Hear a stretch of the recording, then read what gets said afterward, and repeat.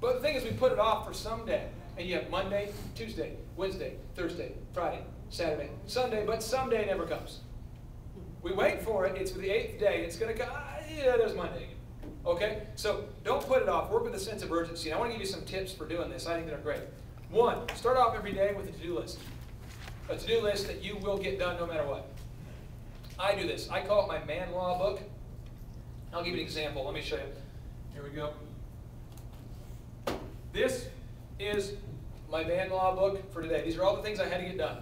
So before 9 this morning, I had to get these things done. They're all things, tasks I had to just cross them off. Might sound crazy, might sound bizarre, but that's how I do it. Because I realize if I don't, I always put it off and I wait till tomorrow. So it might be just like, take out the trash, call this guy about this real estate deal, tell mom you appreciate her, write thank you card to this person, and play the piano with your daughter, and don't be a toad to your wife. Okay, check. You know, getting to that toad part, I'm like, I am such a toad.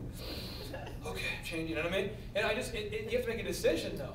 You know, I feel every time I do this, I seriously, my wife's on my to-do list every day, because it's just like, I realize that she always puts me first. I always feel guilty, because I'm like, that's the last thing on my list. Why haven't I told her how great she is yet? You know, but it's just, you have to make a to-do list. You got to make an intentional decision. So every day, I would recommend 5 things. Just try this. Just 5 things every day. Wake up and say, today I will get these 5 things done.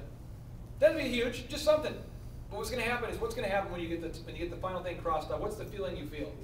Good. Accomplishment. So then it's momentum. So now when you meet somebody at the grocery store, they say, how are you? You say, I'm doing great. Really? I mean, I want you guys to know, my first internship I got was from a guy. I was working at Target, and a guy came in to buy a video camera, and I got a job offer from him just from our communication. And it was just because I was feeling good that day. But how many job opportunities did I miss out on because I was walking around looking upset? I mean, I don't know. Because I had the double hoop earring thing, and I had like that hard, you know, mad thing. I was walking around mad all the time.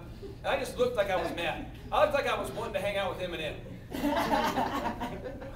You know, I'm wanting him to be my mutually beneficial thing. We are mad together. We help each other get more mad.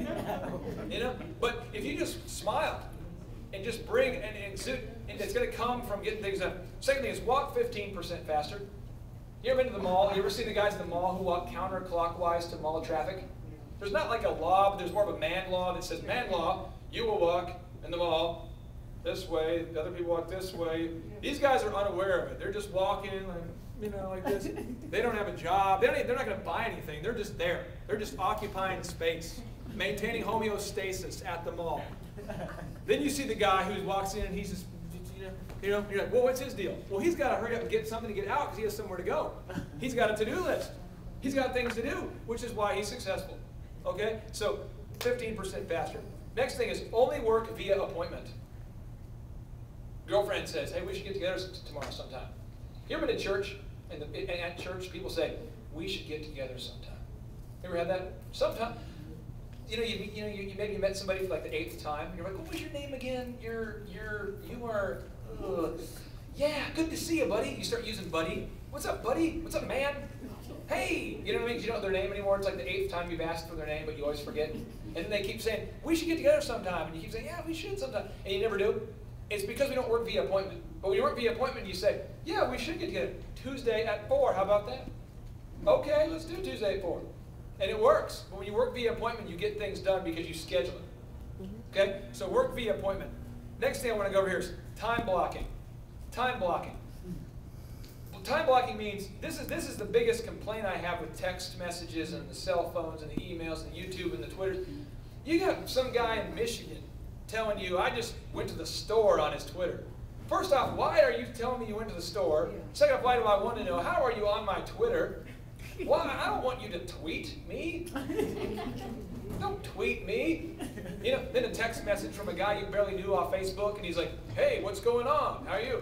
And he goes on and on all day. You can never have a coherent thought because it's never stopping. So I encourage you to time block. What I do, cell phone does not ring. I will not answer the phone before 10 in the morning, no matter who calls. Because I am doing what I have to do. I am marinating. I am reading. I am writing thank you cards. And at 7 o'clock, cell phone goes off. I don't care who you are. If you died, you can call me in the morning. Seriously. Because I don't want to know. Because it doesn't stop. And my wife and I could never have a conversation. Dinner, just ring, ring, ring, ring, ring. What's going on? Okay. So, again, it's time blocking. Just blocking those things off. All right. Now, the last two things I wanted to leave you with, guys, today is I want to give you just a couple things, because we advertised 12 success principles. I only had time for 10. I kind of timed it. I knew that would happen. So I want to give you just two that you can kind of research on. But success principle number 11, you can round the back there, is the skills do pay the bills, but they won't get you rich. Okay? Skills pay the bills, but they won't get you rich. What gets you rich is the communication skills, assuming that you have the skills. You see what I'm saying? If you have the skill, if you graduate with a nursing degree, yes, you will pay the bills. But if you want to get ahead, you have to communicate. And if you're not a communicator, you're going to have to study it. You're going to have to get good at it. It's in practice.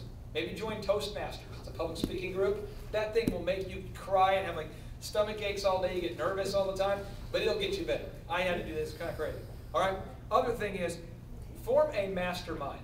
And the mastermind, so step number 12, form a mastermind. When I say a mastermind, it's intentionally surround yourself with people who have a similar goal as yourself. So if you're wanting to start working out, find a workout buddy and go with them every day.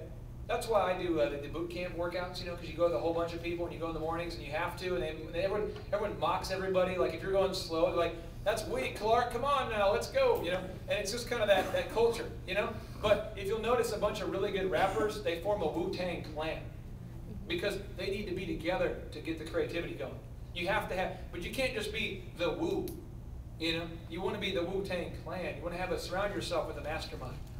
And leaving with you guys, I wanted to leave you here in closing here with kind of the following statement here for you. It says, the key to being successful is studying successful people and then do what they do.